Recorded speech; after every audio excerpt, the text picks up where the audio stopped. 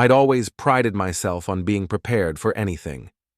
23 years managing commercial real estate in this hopeless New England city had taught me that surprises were rarely pleasant.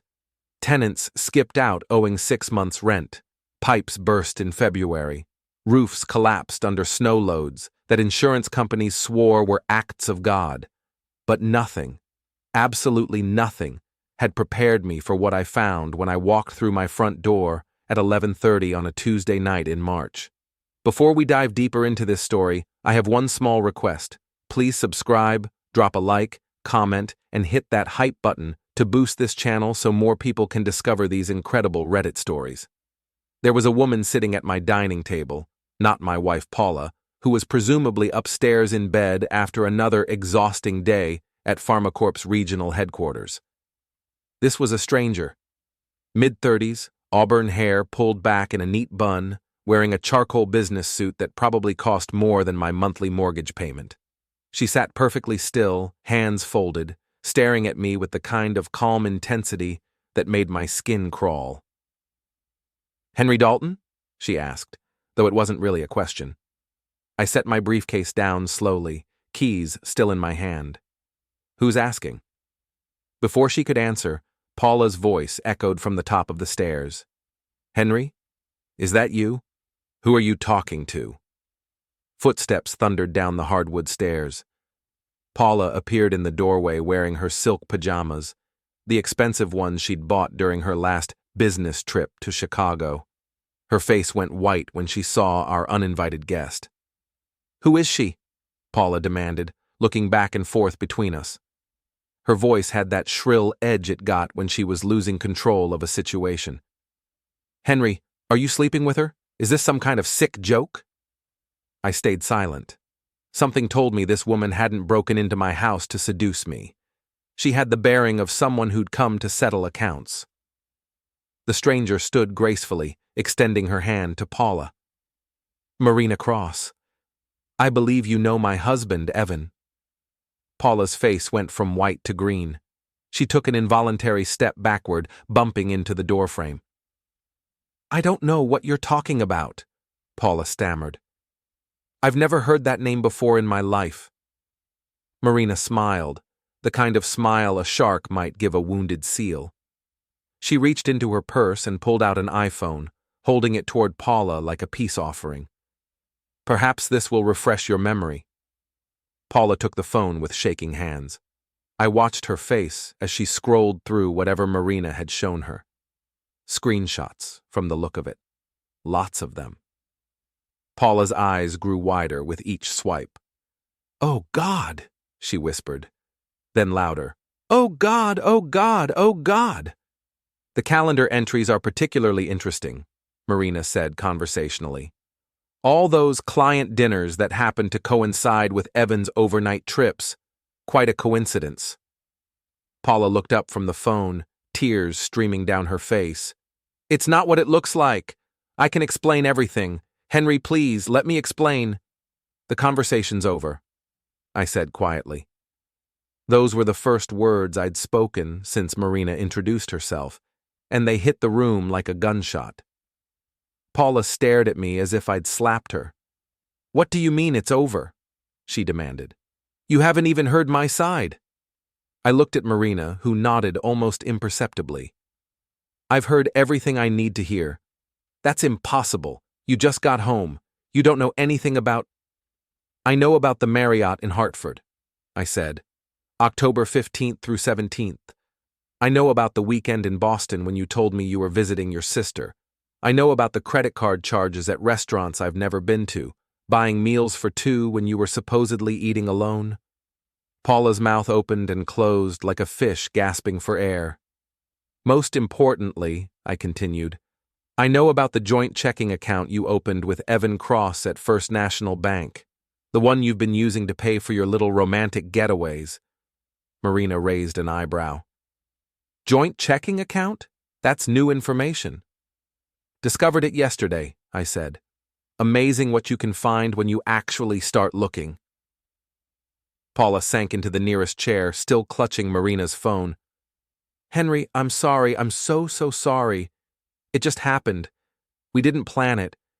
It was just what? I asked. Just convenient? Just exciting? Just easier than talking to your husband about whatever the hell was wrong with our marriage? Nothing was wrong with our marriage.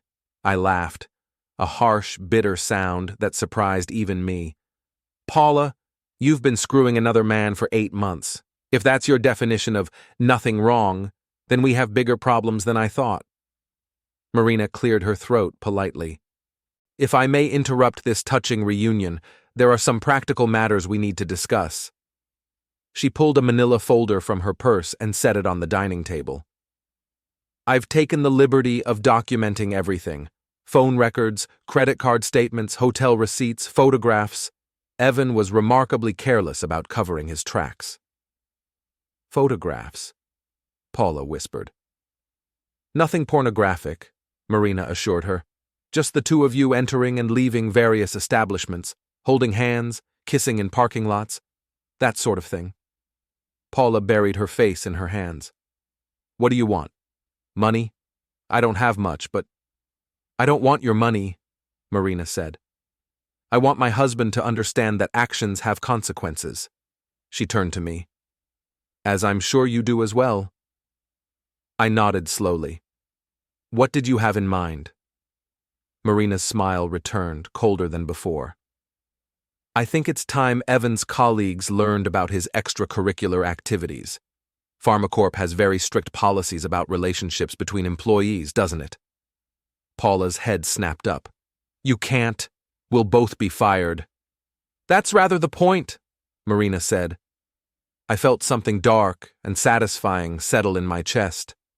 For months, I'd been the fool, the clueless husband working late while his wife played house with her lover, the one everyone pitied behind his back. But now, for the first time in longer than I could remember, I held all the cards. There's more, I said to Marina. Tell her about the lawyers. Paula looked like she might vomit.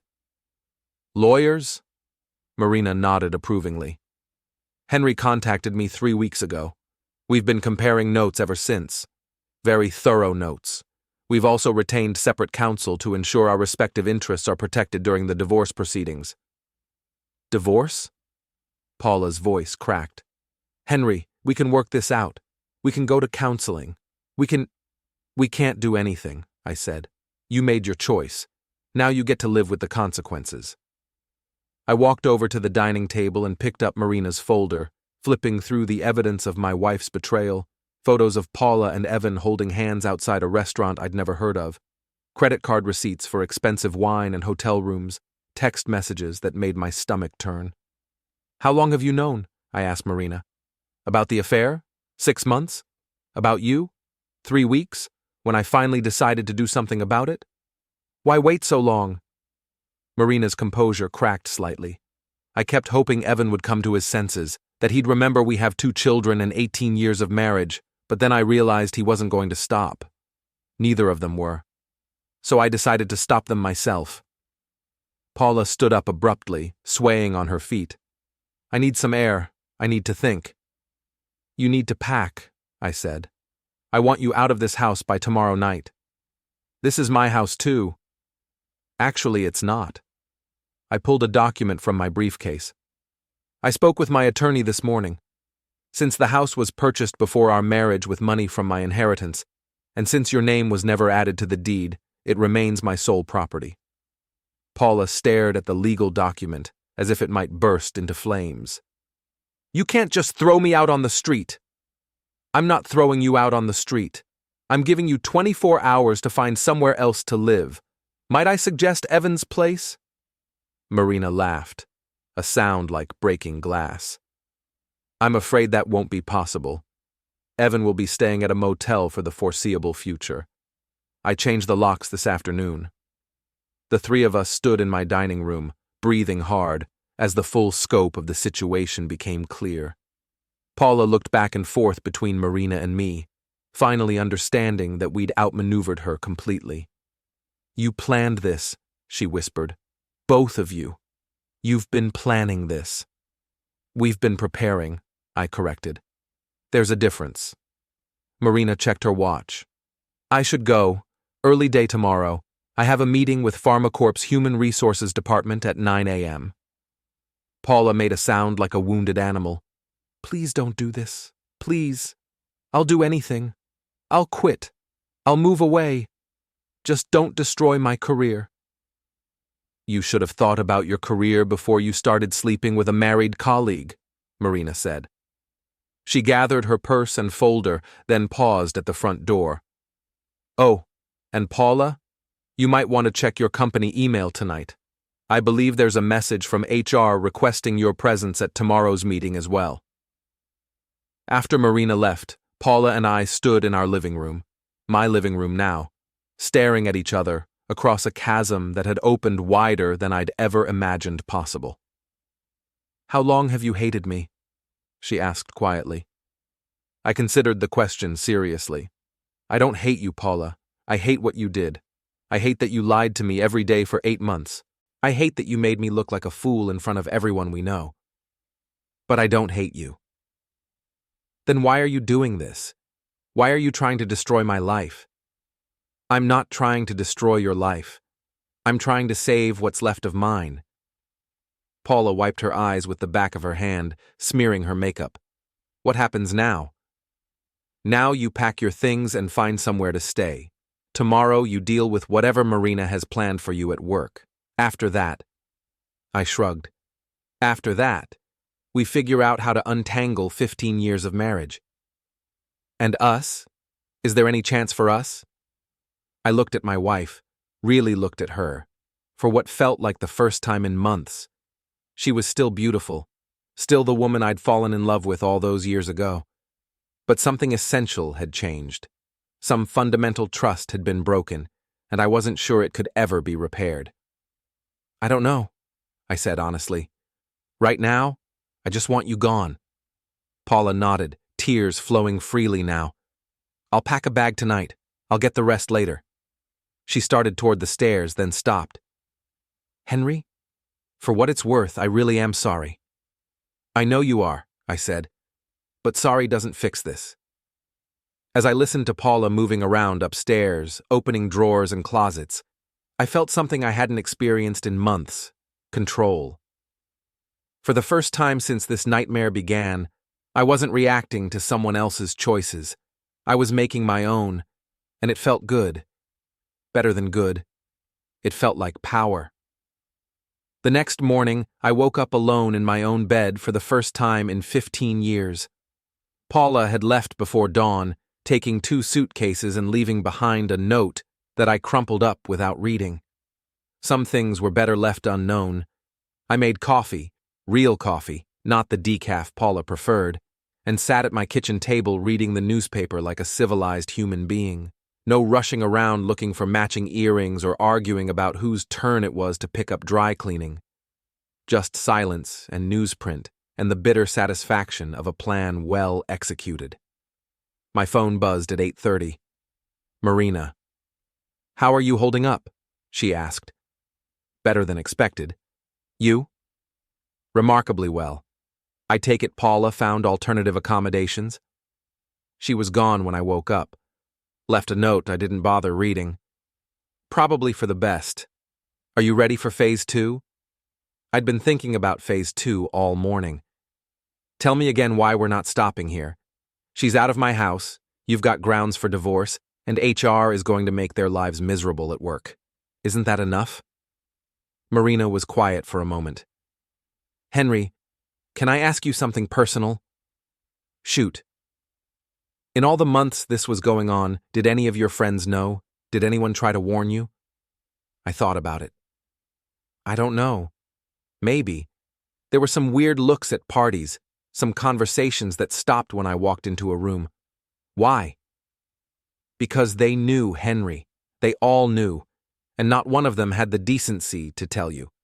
They were content to let you walk around looking like a fool while your wife screwed around behind your back.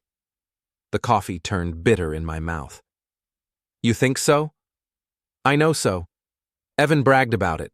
He told people at work that you were completely clueless.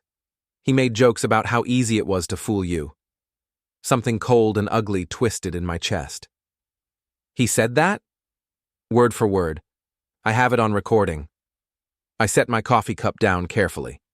Recording? I've been documenting everything for months, Henry. Every conversation, every phone call, every smug comment about how stupid we both were.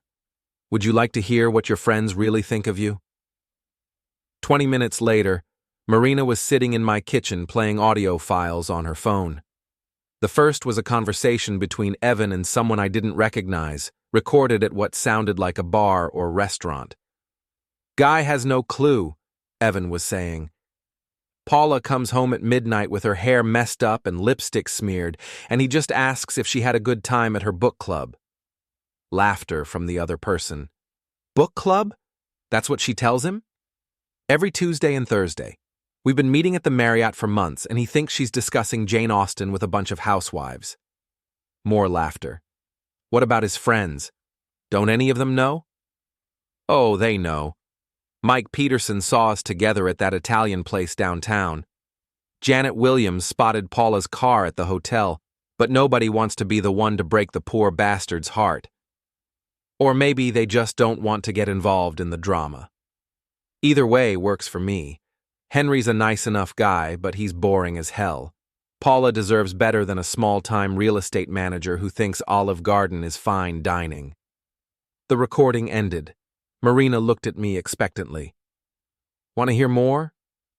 That was Mike Peterson laughing? No, that was someone from Evan's office. But Mike knew. They all knew. I thought about Mike Peterson, who'd been my friend since college. We played poker twice a month, went to baseball games together, had barbecues in each other's backyards. He'd looked me in the eye dozens of times over the past 8 months, knowing what Paula was doing, and never said a word. Play the next one, I said. This recording was from a different location with different voices. I recognized Janet Williams immediately. She was Paula's supposed best friend, someone we'd had dinner with just last weekend. I feel terrible not telling Henry, Janet was saying. But what am I supposed to do? Walk up to him at a party and announce that his wife is cheating on him? It's not your responsibility, another woman replied. Marriage problems are between married people. I know, but he's such a sweet guy. He deserves better than Paula's lies. Then maybe he should pay more attention to his wife. Maybe if he took her somewhere nicer than Applebee's once in a while, she wouldn't be looking elsewhere. That's not fair, Sarah. Henry works hard. He's not rich, but he's a good husband. Good husbands don't let their wives stray. I recognized Sarah's voice now.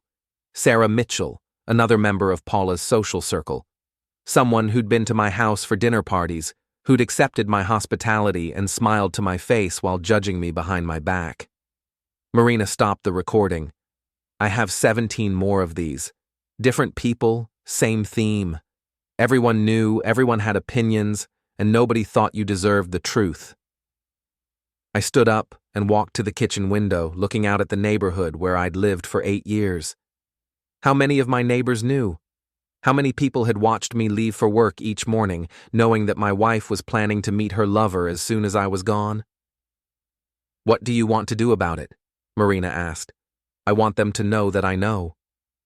And then what? I turned back to face her. Then I want them to understand that there are consequences for treating people like fools. Marina smiled, the same predatory expression she'd worn the night before. I was hoping you'd say that. We spent the next 2 hours planning what Marina called the revelation. It was elegant in its simplicity. Tonight was poker night at Mike Peterson's house, the same poker game I'd been attending for 5 years, with the same group of men who'd apparently been laughing at me behind my back for months. You're going to go, Marina said. You're going to act completely normal until the moment is right. Then you're going to play them the recordings.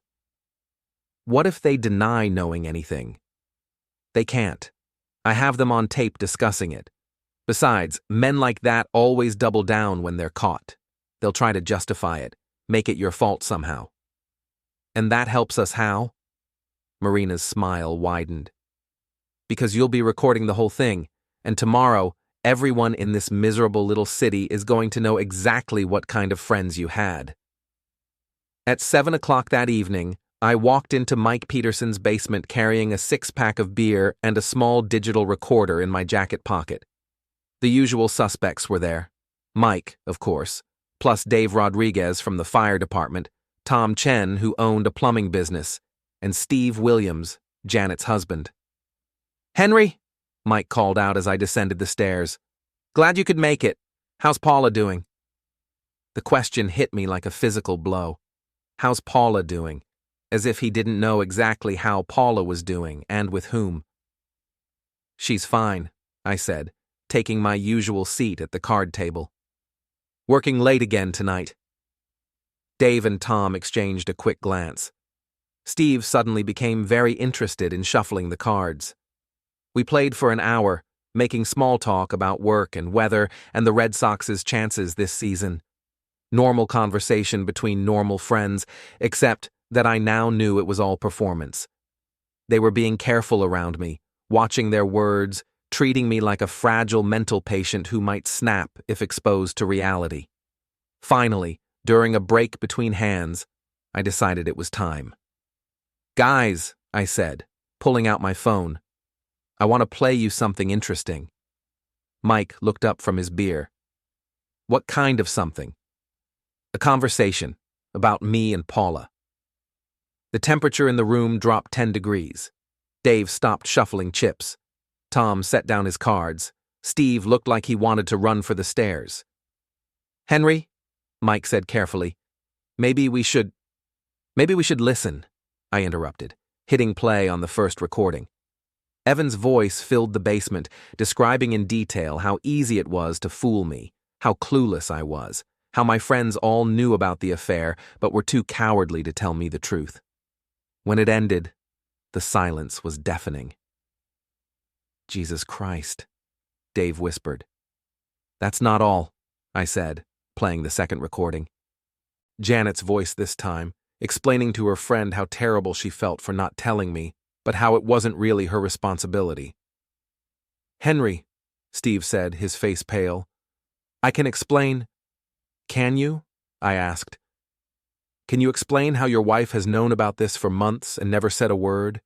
Can you explain how all of you sat here week after week drinking my beer and taking my money while you laughed at me behind my back?" "Nobody was laughing at you," Mike protested. "Really?"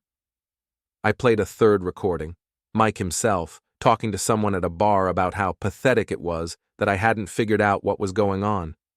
Mike's face went red. "Where the hell did you get these recordings? Does it matter? The question is whether they're accurate. Look, Henry, it's not what you think. It's exactly what I think. You all knew, and you all decided I was too pathetic to deserve the truth." Tom leaned forward. "That's not fair. We were trying to protect you." "Protect me?" I laughed, the same harsh sound I'd made the night before. "You were protecting yourselves. You didn't want to deal with the drama. You didn't want to be responsible for breaking up a marriage, so you decided to let me walk around looking like an idiot while my wife screwed another man." "What were we supposed to do?" Dave demanded. "Walk up to you and say, 'Hey, Henry, your wife's cheating on you.'" "Yes, that's exactly what you were supposed to do. That's what friends do." Steve stood up abruptly. "I'm not listening to this."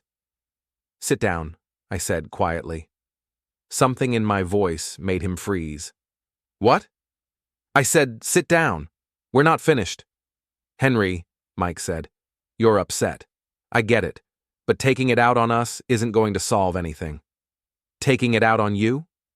I stood up, looking around the table at these men I'd considered my closest friends.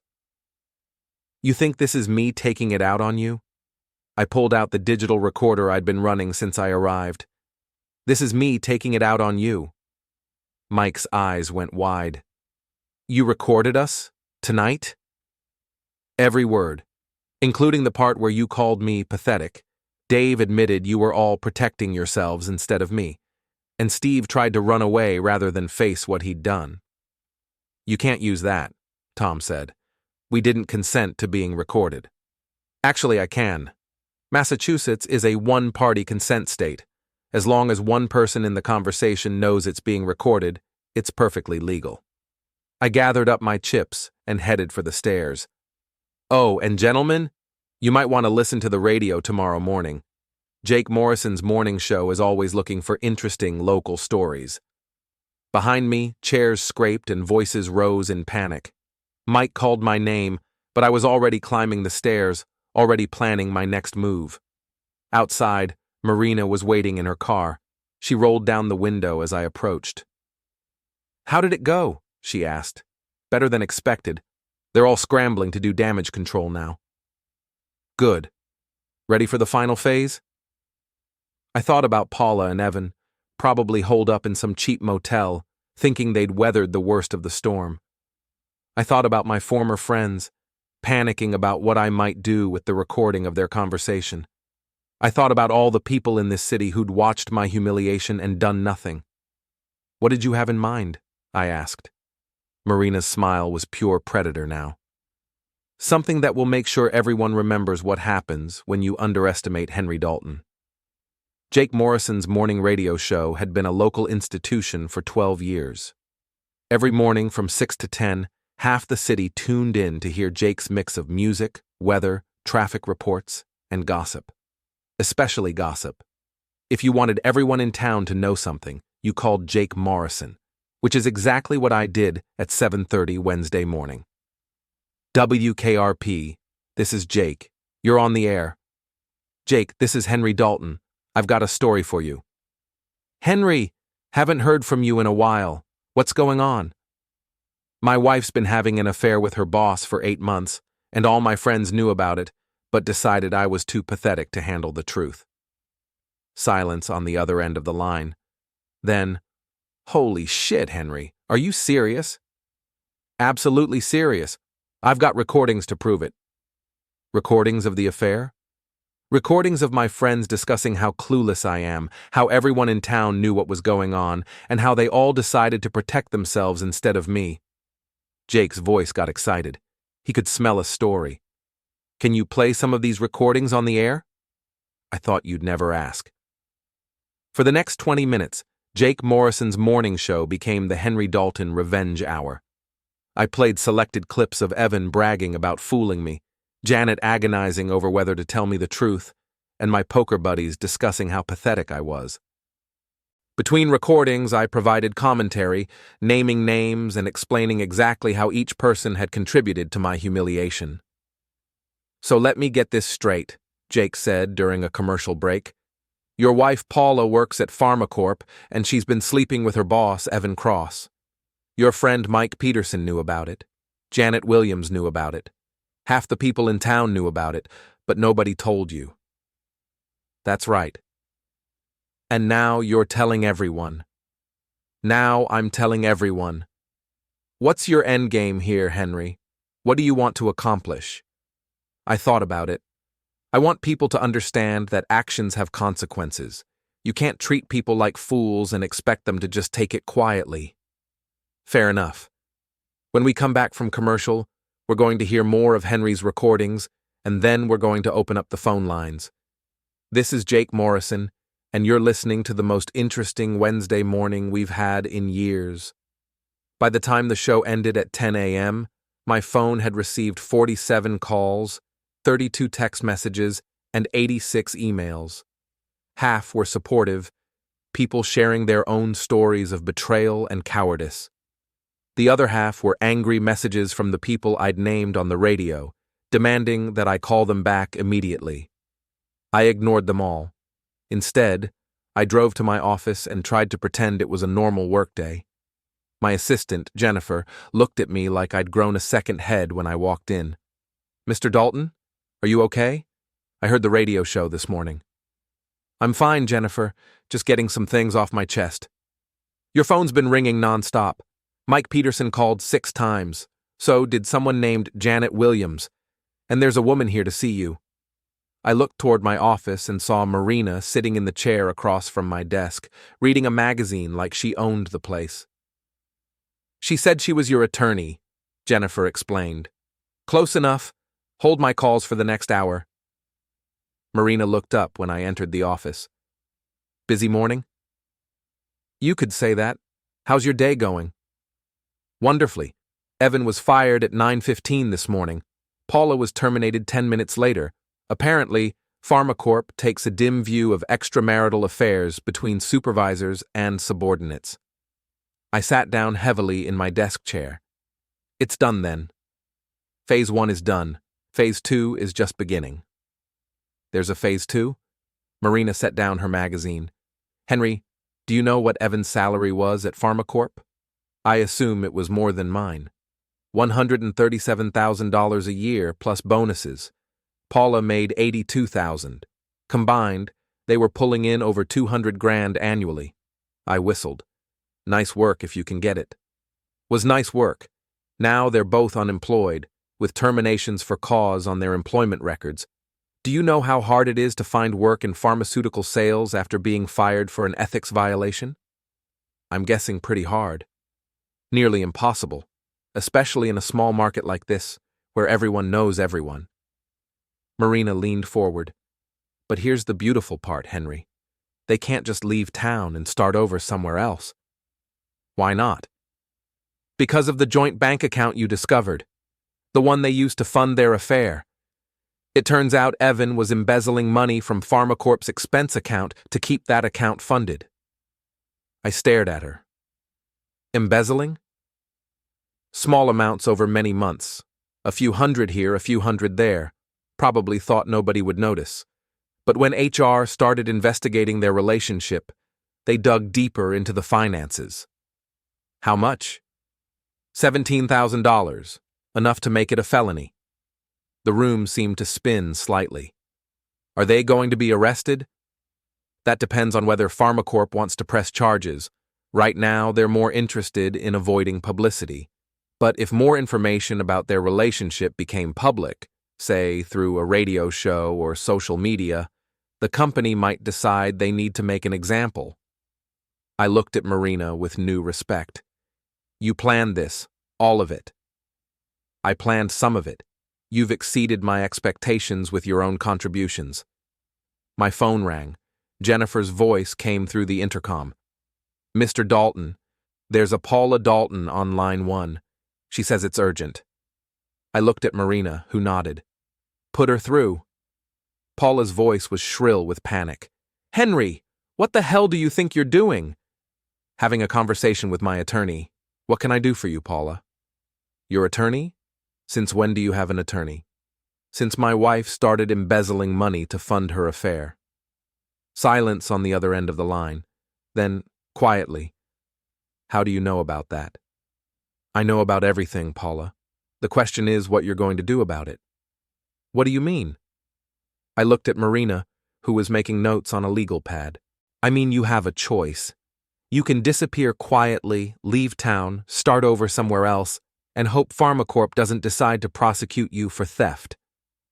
Or you can keep trying to fight this, and I'll make sure everyone in the pharmaceutical industry knows exactly why you were fired. Paula was crying now. Henry, please. I made a mistake. I know that. But destroying my entire career isn't going to fix our marriage. Our marriage is over, Paula. It was over the moment you decided to betray me. Now we're just negotiating the terms of your surrender. I won't sign divorce papers that leave me with nothing. Marina held up a piece of paper. I read it quickly, then smiled. Actually, you will. Because if you don't, I'm going to release recordings of Evan bragging about the embezzlement to every pharmaceutical company in New England. You'll never work in the industry again. You're bluffing. You don't have recordings of that. Marina pressed a button on her phone. Evan's voice filled the office, describing in detail how easy it was to skim money from the company expense account, how he'd been doing it for over a year, and how he'd taught Paula to cover their tracks. The line went silent. Think she'll call back? I asked. Oh, she'll call back, but not today. Today she's going to panic. Tomorrow she's going to try to negotiate. By Friday, she'll sign whatever we put in front of her. Marina gathered her papers and stood to leave. You've done well, Henry. Better than I expected. What happens now? Now you rebuild your life. Without Paula, without your so-called friends, without anyone who thinks you're too weak to fight back. After Marina left, I sat alone in my office, thinking about the past 48 hours. 2 days ago, I'd been a fool, a cuckold, a man so pathetic that his own friends couldn't be bothered to tell him the truth about his wife's betrayal. Now, Paula and Evan were unemployed and facing possible criminal charges. My former friends were scrambling to explain their recorded comments to their own wives and families, and everyone in town knew that Henry Dalton was not a man to be underestimated. My phone rang again. This time it was Mike Peterson. "Henry, we need to talk." "Do we? I thought we said everything that needed to be said last night." "Come on, man. You're destroying friendships that go back decades." "I'm not destroying anything, Mike. I'm just revealing what was already destroyed. Look, maybe we handled things wrong. Maybe we should have told you about Paula, but we were trying to be good friends. Good friends don't let their buddies walk around looking like idiots while their wives cheat on them. What do you want from us, Henry? You want us to apologize? Fine, I'm sorry, we're all sorry. But this scorched earth thing you're doing isn't going to bring Paula back." I laughed. "Mike, you still don't get it.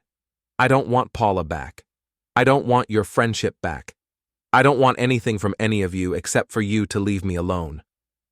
"So that's it? 15 years of friendship down the drain? 15 years of fake friendship. There's a difference." I hung up and turned off my phone. Outside my office window, the city looked the same as it had yesterday morning. Same buildings, same streets, same people going about their daily routines. But everything had changed. I was no longer the fool. I was no longer the victim. I was the man who fought back, and it felt better than I'd ever imagined. 3 days later, Paula called again. This time, her voice was different, smaller, defeated. "Henry, I need to see you. We can talk through our lawyers. Please, just 5 minutes. There are things I need to say." Against my better judgment, I agreed to meet her at Murphy's Diner, a neutral location where we'd had our first date 16 years earlier. The irony wasn't lost on either of us. She was already there when I arrived, sitting in a corner booth with her hands wrapped around a coffee cup like it was the only thing keeping her warm. She looked terrible, hair unwashed, no makeup, wearing a wrinkled sweater I remembered buying her for Christmas 3 years ago. "You look like hell," I said, sliding into the seat across from her. "Thanks. You look good. Rested." "I've been sleeping better lately." Paula winced. "Henry, I know you hate me. I know you have every right to hate me. But I need you to understand something." "I'm listening." "I never meant for it to go this far. The thing with Evan, it just happened. We were working late on a project and we started talking, and one thing led to another." "Spare me the details, Paula." "I'm not trying to make excuses. I'm trying to explain that it wasn't about you. It wasn't because you weren't good enough, or because I didn't love you. It was just what?" She looked out the window, tears streaming down her face. "It was just exciting. For the first time in years, I felt alive. I felt desired. I felt like I mattered." "You mattered to me." "Did I? When was the last time you looked at me, really looked at me, the way you used to? When was the last time we had a conversation that wasn't about bills or schedules or whose turn it was to take out the trash?" I thought about it honestly. I don't know. Neither do I. We stopped being husband and wife somewhere along the way. We became roommates, business partners. And I know that's not all my fault, but I handled it in the worst possible way. Yes, you did. Paula reached across the table like she was going to take my hand, then thought better of it. "I've lost everything, Henry. My job, my reputation, my friends, my marriage. Evan won't even return my calls. I'm staying in a motel room that costs $60 a night, and I've got maybe 3 weeks before I run out of money completely. What do you want from me? I want you to call off Marina. I want you to stop trying to destroy what's left of my life. I'm not trying to destroy your life, Paula. I'm trying to protect mine. By making sure I can never work again? By threatening to release those recordings to every company in the industry? I leaned back in the booth. You embezzled money to fund your affair. You lied to me for 8 months. You made me look like a fool in front of everyone we know. What exactly did you think was going to happen when the truth came out? I thought you'd be hurt. I thought you'd be angry. I thought we'd fight and maybe get divorced. I never thought you'd try to destroy me completely. I never thought my wife would steal money to pay for hotel rooms where she could screw her boss. Paula flinched like I'd slapped her. That's not how it was. That's exactly how it was. You want to know the difference between us, Paula? When our marriage got boring, I tried to figure out how to make it better. When it got boring for you, you found someone else. So what happens now? You get your revenge, and I disappear forever? I studied her face, looking for some trace of the woman I'd married. She was still there, underneath the exhaustion and desperation. But she felt like a stranger now. I don't know, I said honestly. I haven't thought that far ahead. Well, think about it now, because Marina is offering me a deal, and I need to know if you're going to honor it. What kind of deal? Paula pulled a document from her purse.